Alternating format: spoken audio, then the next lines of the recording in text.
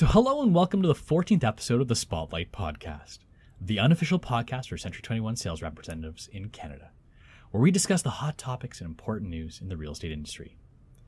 So I'm your host, Linas Kilius, and with me as always is Eryn Richardson. Hello. Eryn is a broker and general manager with Century 21 Heritage Group. Eryn has an extensive background in online marketing, technology, and customer service. And I'm the head of business development at the real estate marketing company Homeania. So before we start the show, Eryn, how's your week been? Oh, week's been good. Actually went camping last week, and we're going to go camping next week. I have the week off next week, so I'm going to do a family camping vacation. Yeah, just so everyone knows, we're still doing a show next week. We're just pre-recording one, so we will have a show coming out next week as well to continue this mini-series. So anyone who's panicking that Eryn's going to be gone, don't worry, he'll be here holding down the fort virtually anyways. And we're going camping in a couple weeks too, so I'm pretty excited for that. And my kids have been crazy into Pokemon Go, which it's amazing how many people are playing that game these days. And I guess it's good because it's getting people out and about, walking about the neighborhood and such. But it's funny. I go downtown now, and all I see is just people like looking at their phones, and I know they're playing Pokemon Go. And it sounds like there's like 10%, 15% of people are actually playing that game like actively right now in Canada. So it's a pretty crazy little phenomenon that's been going on. I refused to look at the stock price because I was going to buy it a couple weeks ago, and I went to go to do that on my app on my phone, and it wouldn't let me because it was called a pink slip stock, and I Googled what that meant, and it had a lot to do with it not being on the right, not being on the NASDAQ or any of the U.S. based stock markets and stuff like that. So, but it shot up, somewhat 150% or something. So yeah, then it shot back down because Nintendo actually released a press release saying that, hey, listen, we don't actually own the company that makes this game. What we own is like a portion of the Pokemon company that licenses the Pokemon name to the game. So their stock price took like a historic tumble. It's still up higher than it was before it did that meteoric rise, but I'm sure a lot of people who got in kind of at the peak there did pretty poorly on the stock. So maybe it was good that you didn't. I refused to look at it. So what you're telling me is good news. Yes. So that's obviously good. So anyways, my kids are enjoying it. It's getting them to want to go on walks and stuff more often, which is great. But anyways, this is not a Pokemon Go podcast, so I guess we should probably get on with some more real estate news. So before we actually start the main show, we've got a little piece of breaking news coming out of Vancouver. One which came as a bit of a surprise to many and with very little warning. Legislation was just introduced to impose a 15% property tax on all homes in Metro Vancouver for any purchases that are made by non-permanent residents or Canadian citizens. Non-Canadian citizens. This transfer tax was going to go into effect on August the 2nd, and the plan is to curb the housing affordability issue that's facing the Vancouver market right now by stifling this influx of foreign ownership, which is thought to be the main contributing factor to the problem. So foreign money is getting parked in Vancouver, and many of the purchased homes are actually left vacant, and this is leading to a very frustrated Vancouver marketplace for those, especially those aspiring to home ownership. So they actually released some numbers along with this too. It looks like about 10% over the past month, about 10% of the value of transactions were foreign ownership transactions. So they think that this 15% number is kind of that great spot that it won't have a huge impact like right away on the housing market and prices, but it will slowly trend things downwards. Now, the one thing that really surprised me is how quickly this all happened, and a lot of industry experts are very concerned that there wasn't very much consultation in and about the industry before they decide on passing this, and just how fast it is. It's August the 2nd, so this is less than a week away.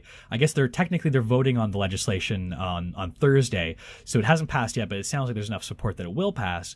But the one important thing to note is that this is for any transaction that's closing after August the 2nd. And this isn't getting grandfathered in. So if you purchased a home a few weeks ago and you had no idea this was coming, and you're a foreign ownership candidate, you're going to be hit with an extra 15% of the home's value on your bill at the end of the day. So I think that's what's really catching people by surprise. And not only that, not just for regular home sales, this is also for pre-built condos. So someone might have bought something a year ago, not realizing that they'd be imposed this extra 15% tax. So Eryn, what do you think about all this? Is this the right move for Vancouver to do? This is only for the Metro Vancouver area, which I guess is another thing to talk about in a second. But Well, I mean, let's talk about the first thing in terms of it being grandfathered in, as well as the quickness. I mean, a week away, and it comes into effect right away. I can understand why the government's doing it.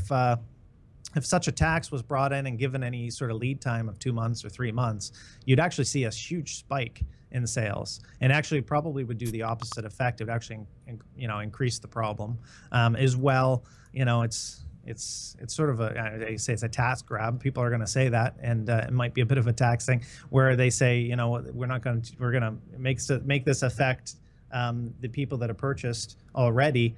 I don't think that seems fair to me if I'm a home seller in Vancouver and I've sold it to a foreign investor who now is going to maybe default or not close on it or not get the financing because now they have to put an extra 15% down, because I know banks aren't going, if they've got a mortgage, they're not going to lend based on pre-qualified numbers, and now an extra 15% is involved, right? Yeah, well, I can definitely see the point with the quickness of it, like having it so fast so that no one can purchase a home today and get within that the allotted time period to avoid that tax. But the grandfather thing is the thing that would concern me for exactly the reason you're saying too, because 15%, that's a large financial burden on top of a home. Like if you're talking on $1 million home, that's an extra $150,000. That's a lot of money to put up for a purchase. And like you said, the pre-approval for a mortgage might not get approved with that additional amount too. So it seems like a strange decision on that end. I wonder, it'll be interesting to see if there's anything that kind of comes of that. They do have a little bit of wiggle room. They can change it from 10 to 20% as well, based on how the performance in the marketplace goes. So I guess there always is that. Based on how things go in the first few months, but still, this is going to affect a lot of people very negatively. That's for sure. Yeah, and I mean, listen, I hate to sit on the fence on this, but I can see two sides. I can see wanting to do something to curb the market and to look at the issues that are happening with affordability, et cetera. But I can also see anytime the government has to intervene on a market situation, it never ends well. It could really have an adverse effect a year, 2 years, 3 years down the road. Well, the thing that I'm kind of curious about too is this just going to move the problem to a different location? Are there just going to be different cities that attract foreign investment, either in and around the Vancouver area, outside of this zone where they have this land transfer tax? Or maybe people will start looking towards the east, maybe even Toronto too, which is already a hot market as well. It's going to just divert investors' funds to a different marketplace. I know BC has put a lot of pressure on the Ontario government to follow suit as well. Obviously, because we've got a very similar situation brewing in Toronto compared to Vancouver, they want to make sure that Toronto follows suit as well. I don't know if that's going to necessarily happen. I imagine if I was in the Toronto marketplace, if I was a legislator there, I'd do the wait and see approach, see how things work in BC before trying to put this into place in Toronto as well. But I don't know. What are your thoughts on that? Well, the agents around the office, what they're saying is that they don't think it's going to affect their market very much, because if you have the $2-3 million, and we're talking, that's a lot of foreign investment. They've got a lot of money coming into the country. So the amount of money that's coming in, the 15%, isn't going to phase them in sense of, if they had the money to purchase a lot of times with cash, before, they're just gonna pay more. Like they can afford to do this. So I don't know if I believe that. I think that people will start to think, well, maybe Toronto's more affordable, maybe Calgary or any other areas. But yeah, I don't. Apparently, this got started in Australia, actually, as a test. Let's say a test. We test their markets. I don't know, but they started there. And when I first heard that, I said, "Well, how's it going there?" Oh, they love it. They think it's great. And then I just found out it was only a month old. So, how can you say that it's done anything over a month? So, we had 15% tax. We had actually taxes that came into Toronto in a similar situation when it was double the land transfer tax in Toronto, and trust me, it didn't affect anything.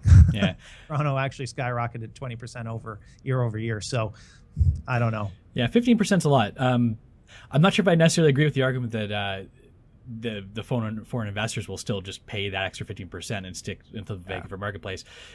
If you're in business, you look at that and say, okay, well, now I've got to make that extra 15% return.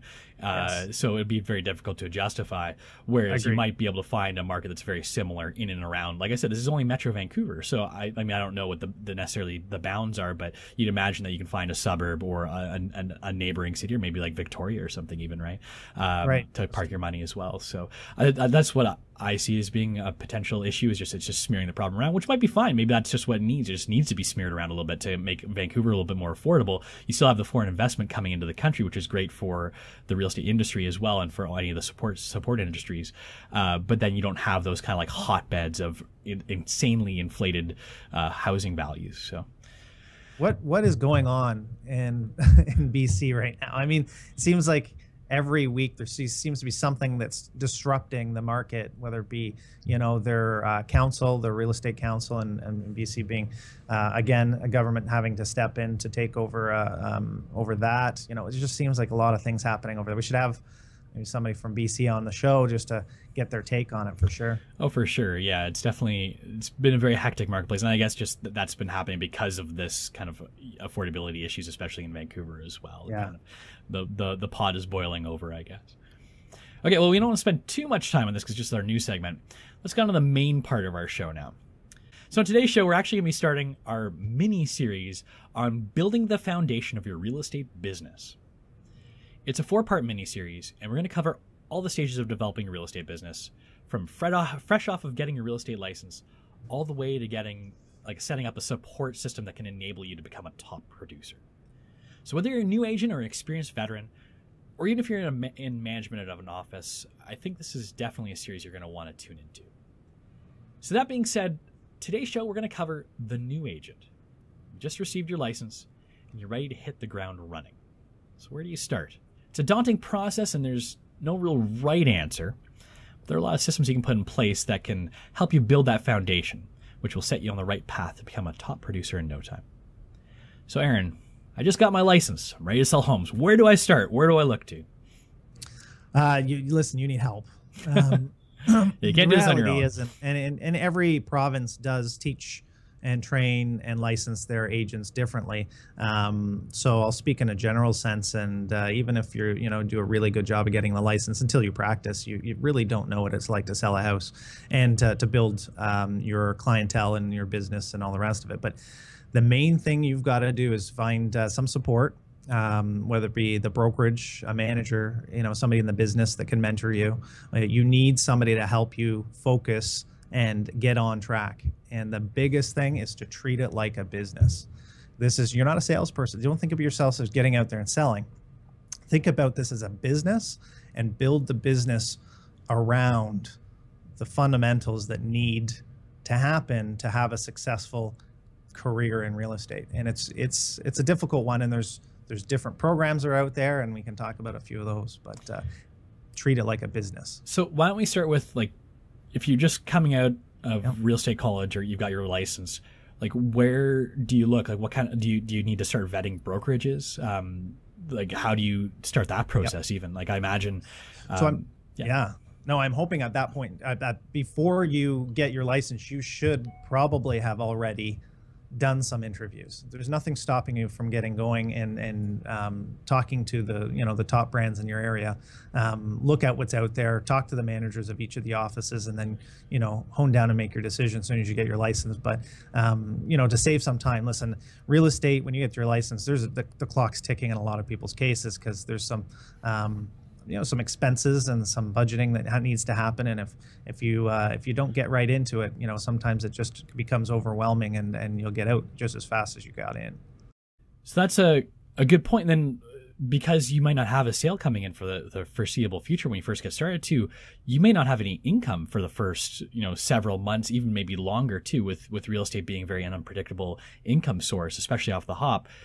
How can you deal with that as a new real estate agent too? I guess that's kind of an expectations money management situation, but I'm sure that's something that you come across.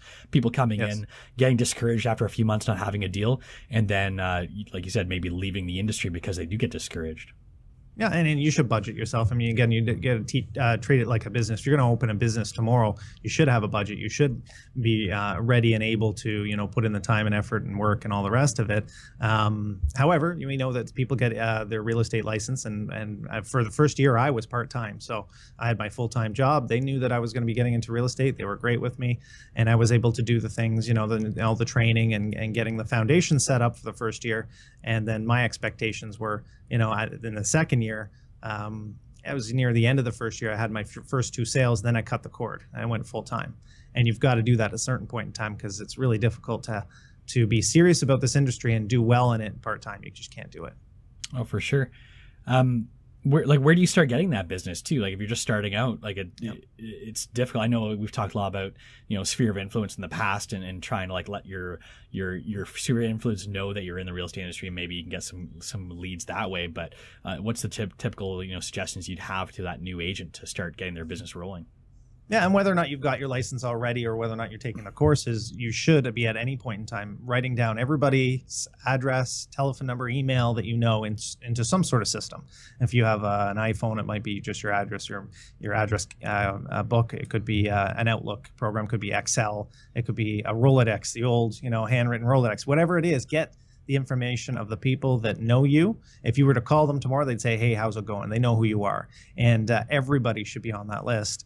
And don't forget anybody. Don't forget family. You just never know where business is going to come from. And you're going to use that list in certain systems that you'll set and put in place to make sure that you're getting that business that is, there's going to be very little budget that you have to spend on that type of business. It's about making phone calls. It's about stopping by houses. It's about getting in touch with people again and networking amongst the people that know you.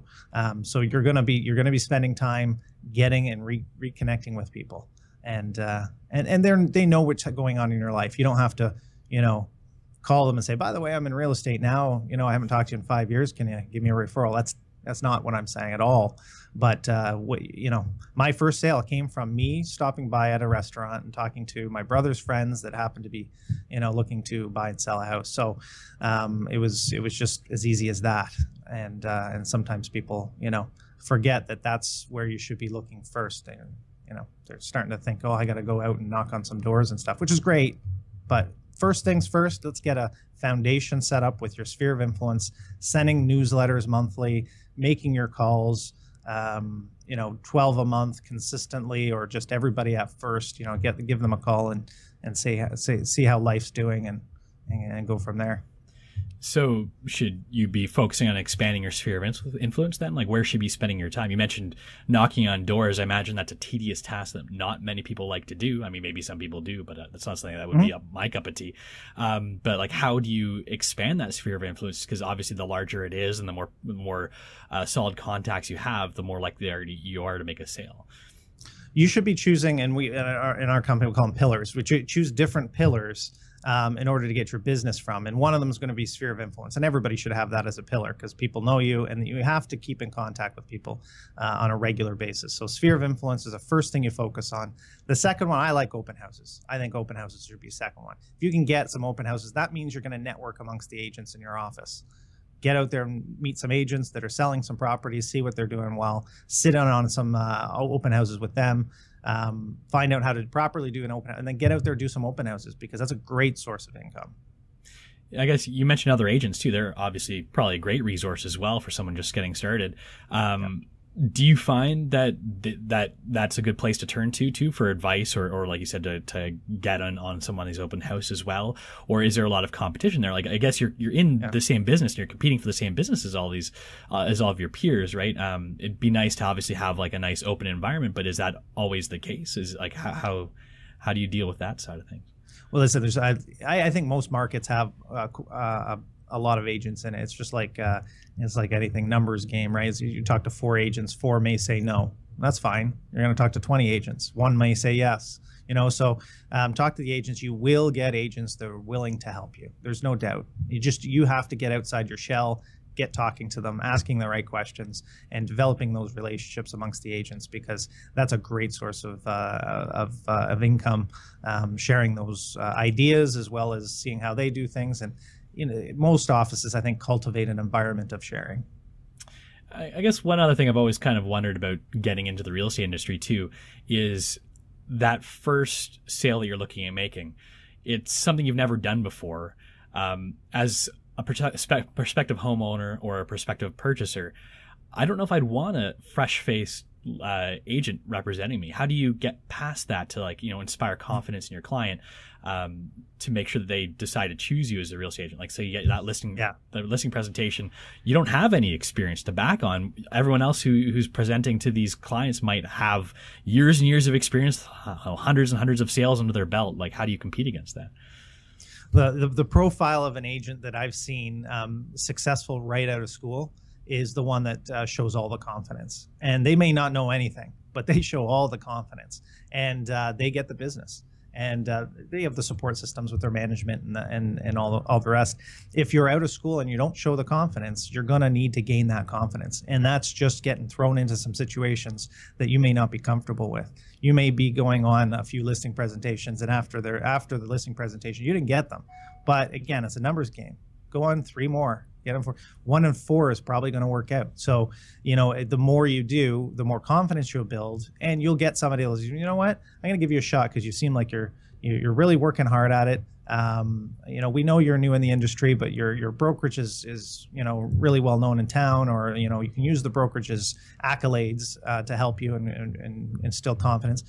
You can even share a listing. Why not? If you got a listing presentation, you're going to. Why not mentor with somebody that's been in the business a while, that you've networked amongst in your own office, and say, listen, I'll split this one 50-50. Why don't you come in and do this listing presentation with me?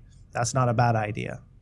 That sounds like a great idea, actually. Because I imagine, you say that you can go to a bunch of listing presentations to build confidence, but I imagine if you have a lot of unsuccessful listing presentations, back to back to back, that could also make you lose confidence as well. It could have the reverse effect, right? It's true. That is true. Yeah, no. And you need somebody to help you. I think, whether it be your spouse, whether it be a friend of yours, or your manager, or somebody else in the office. That's why I like networking amongst the other agents, because you can hopefully work off of each other's positive vibes and get somebody to bring you up when you get down a little bit. So yeah, I mean, it's a tough industry. There's no doubt, and the toughest part of it is getting into it.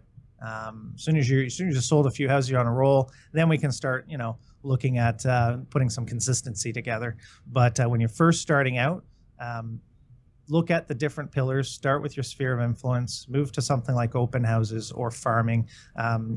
Looking at hot areas that have just sold a house or just listed a house. Going to those areas and knocking on some doors, and those are all good things to do. But build your business right from the beginning and set up some systems that that is going to help support everything else you do. If you're not sending out a newsletter to somebody once a month, and we're talking send to the house, people forget that we have mail. Send it to their house. If you don't have their address, get their address, find out where they live. But you have to send it to their house, because an email is only 30% effective. I'm not saying not to do it, but you're gonna want that mail piece. So you're talking about a bunch of different things you could potentially do. Is there anything that you should be investing like money and time into, like software, different services, like website, CRM? Like, you got to manage this contact list that you've got as well. Is there anything that you can give advice for in this regard? The best thing that you've got with Century 21 is not only just the brand and some of the technology and stuff. I mean, they give you a CRM system. They give you a website. Obviously, if you're going to go on a listing presentation, people are going to Google you. You've got to get your website up and running. You got to get that looking great. It's a great website. The content you put on there will be found on Google, because that's the power of the Century 21 brand. And then the CRM system that's there. Learn how to use it. Set people up on the newsletter program that they have. Set people up on special deals that they have with the brick and all this sort of stuff, and get them sent out, every month or every other month. And that gives you some free marketing, and those systems are set up for you to use. I would use them. It doesn't cost you any money, right? Yeah. And just a little side note too, we're actually going to be talking about this 2 weeks from now in the show. We're going to be doing on how Century 21 can support the new agent or the existing agents in kind of growing and expanding their business. So we'll be getting into more details on what Century 21's tools are to help you on this in a couple episodes, but it's definitely good to mention it now. So one other thing you mentioned too is you kind of briefly touched on, getting out, knocking on doors, maybe in your farm area. So that's another thing too. Is it a good idea right off the bat to start farming an area, or maybe specializing a specific type of home? Yeah, it's great. Or do you wait until you're a bit more established before doing that? Is that something? There's nothing wrong with starting. Listen, as long as you're again, I guess time blocking and putting the right time in the right areas. One of the comments I get from agents all the time that are brand new is they're pulled in so many different directions. They're taking all the training programs. They're telling them to go out and do this, do that, and there's too many things, right? So look at priorities. Make sure you plan for those priorities, get those in place, and then look to add to them. And the door knocking is just one of those pillars. As soon as you get 2 pillars set up, go to the 3rd pillar and look at another way to get some income. And yes, door knocking, call it door knocking. You should have a purpose for going out. And there's a lot of scripts out there and different techniques to go out and knock on some doors. But I love what you had said about the specializing in an area, especially when it comes to your whole business plan and your marketing of your website and everything.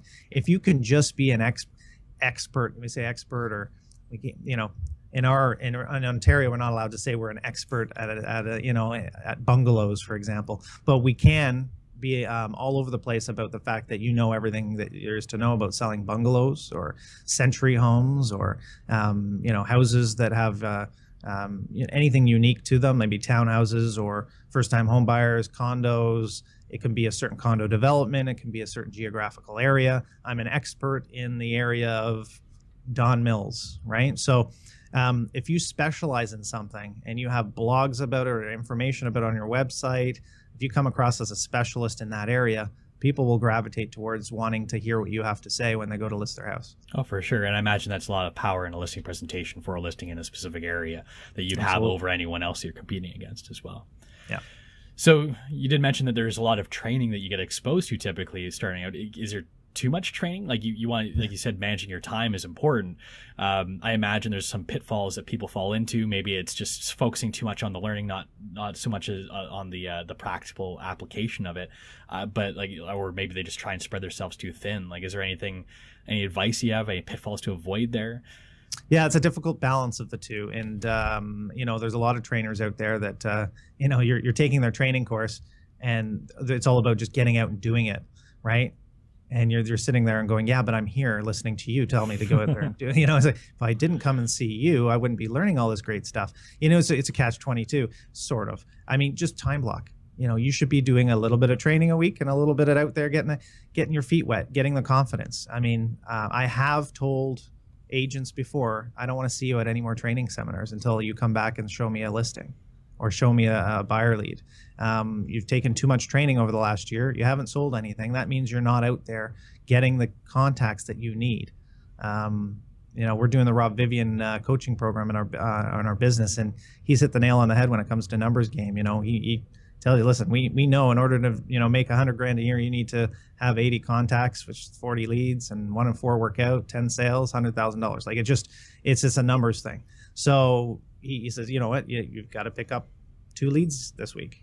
That's all you got to do. Talk to 2 people about real estate that might be thinking about buying or selling in the next 3 months. So, it is a numbers game, and you have to accomplish those goals. And if you're not accomplishing and doing the actions to get those leads, then yeah, you're not going to make it. But if you are, it's like I said, it is difficult. I see some of these new agents out there, and you sit down with them and do a business plan, and you can only go so far as to give them the right plan in place and get out there and do it. And it's up to you to get out there and do it.